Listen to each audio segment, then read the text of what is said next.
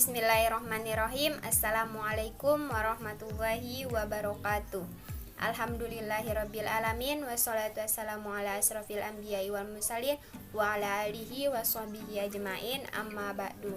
Pertama-tama marilah kita panjatkan puja dan puji syukur kita atas kehadirat Allah Subhanahu wa taala yang telah memberikan kita nikmat kesehatan sehingga kita masih bisa melaksanakan kuliah meskipun secara daring. Tak lupa pula salawat serta salam kita haturkan kepada junjungan Nabi besar kita Muhammad Sallallahu Alaihi Wasallam yang telah membawa kita dari alam kegelapan menuju alam yang terang benderang seperti yang kita rasakan pada saat ini. Yang terhormat Ibu Ripki Ayu Rosmita MPD selaku dosen pengampu mata kuliah pengembangan kreativitas anak usia dini dan teman-teman yang saya banggakan. Perkenalkan, kami dari kelompok 2, nama saya Mulyasi, NIM 200110047 dan nama teman saya. Nama saya Indah Indriana, NIM 200110043. Nama saya Nisa Kusuma-Dewi. Nama saya Rizky Rahmatillah. Nomor NIM saya 200110032. Nama saya Sri Masesa Farina, NIM 200110056. Kami dari kelas 2B semester 2 Prodi Fiaut Fakultas Tarbiyah dan Keguruan Universitas Islam Negeri Mataram.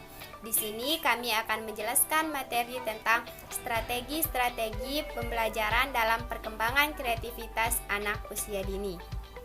Saya Nisa Kusuma-Dewi yang akan menjelaskan tentang pengertian strategi pembelajaran, di mana istilah strategi yang diterapkan dalam dunia pendidikan, khususnya dalam kegiatan pembelajaran, ialah suatu seni dan ilmu untuk membawakan pengajaran di kelas sedemikian rupa, sehingga tujuan yang telah ditetapkan tetap dapat tercapai secara efektif dan efisien. Strategi pembelajaran selanjutnya diartikan sebagai kegiatan, baik prosedur, langkah maupun metode dan teknik yang dipilih agar dapat memberikan kemudahan, fasilitas, dan bantuan lain kepada siswa dalam mencapai tujuan-tujuan instruksional.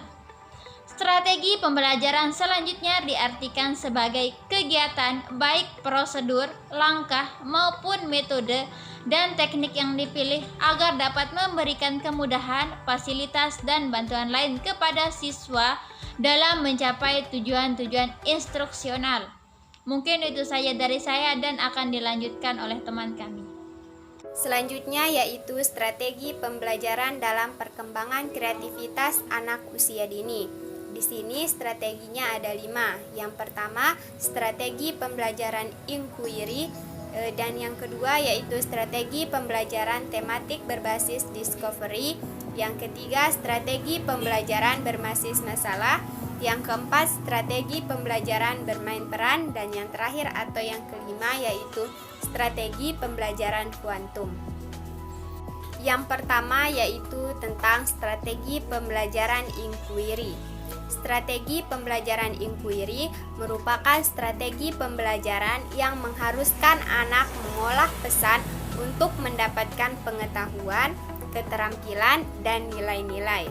Di dalam strategi pembelajaran inquiry, tujuan utama pembelajaran adalah menolong anak untuk dapat mengembangkan kemampuan intelektual dan keterampilan berpikir melalui pertanyaan-pertanyaan yang diajukan guru atau siswa lain dan mendapatkan jawaban terhadap pertanyaan-pertanyaan tersebut berdasarkan rasa ingin tahu.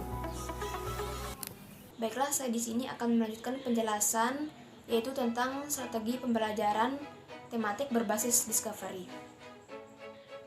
Discovery adalah proses di mana siswa mampu mengasimilasikan suatu konsep atau prinsip. Prosedur pelaksanaan delivery di kelas antaranya yaitu yang pertama stimulation, pemberian rangsangan.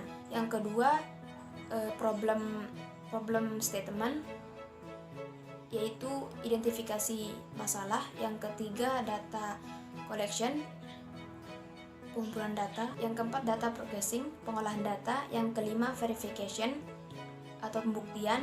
Dan yang terakhir yaitu generalization atau menarik kesimpulan. Selanjutnya yaitu tentang strategi pembelajaran berbasis masalah. Pembelajaran berbasis masalah menyadarkan diri pada pendapat Brunner dan Vygotsky tentang scaffolding. Brunner menyatakan bahwa scaffolding sebagai suatu proses dari pelajar yang dibantu untuk menyelesaikan masalah di luar kapasitas perkembangan dengan bantuan guru atau orang yang lebih mampu. Karakteristik pembelajaran berbasis masalah diantaranya yang pertama yaitu pengajuan masalah, yang kedua keterkaitan antar disiplin ilmu, yang ketiga investigasi autentik, dan yang terakhir yaitu kerja kolaboratif. 4. Strategi pembelajaran bermain peran. Bermain peran dikenal sebagai bermain pura-pura, dramatik, simbolik, dan fantasi. Kegiatan bermain ini merupakan jenis bermain yang lazim dilakukan oleh anak usia 4-6 tahun. Kegiatan bermain peran sangat membantu anak menuangkan gagasan-gagasan yang dimilikinya, sekaligus mengembangkan dalam berbagai bentuk kegiatan kreatif. 5. Strategi pembelajaran kuantum. Quantum learning adalah strategi pembelajaran yang mengedepankan suasana yang menyenangkan selama pembelajaran. Strategi quantum learning dilakukan melalui penataan kelas, penggunaan media yang dapat mensugesti dan memotivasi pelajar untuk mencintai kegiatan belajar. Penggunaan quantum learning ditunjukkan untuk meningkatkan 3 kecerdasan sekaligus, yaitu kecerdasan spiritual, kecerdasan emosional, dan kecerdasan intelektual. Pengembangan siswa yang kreatif diperlukan guru-guru yang memiliki kompetensi sebagai berikut. Yang pertama, berpengetahuan tentang karakter dan kebutuhan siswa kreatif. Terampil mengembangkan kemampuan berpikir tingkat tinggi. Terampil mengembangkan kemampuan siswa memecahkan masalah. Mampu mengembangkan bahan ajar untuk menantang siswa lebih kreatif. Mengembangkan strategi pembelajaran individual dan kolaboratif, memberikan toleransi dan memberikan kebebasan sekalipun hal itu tidak dikehendakinya. Jika ternyata perilaku berbeda itu menghasilkan produk belajar yang lebih kreatif. Manfaat pelaksanaan pembelajaran anak usia dini. 1. Mengembangkan seluruh kemampuan yang dimiliki anak sesuai dengan tahap perkembangannya. 2. Mengenalkan anak pada dunia sekitar. 3. Mengembangkan nilai-nilai sosial anak. 4. Mengenalkan peraturan dan menanamkan disiplin pada anak. Yang terakhir 5. Memberikan kesempatan kepada anak untuk menikmati masa bermainnya.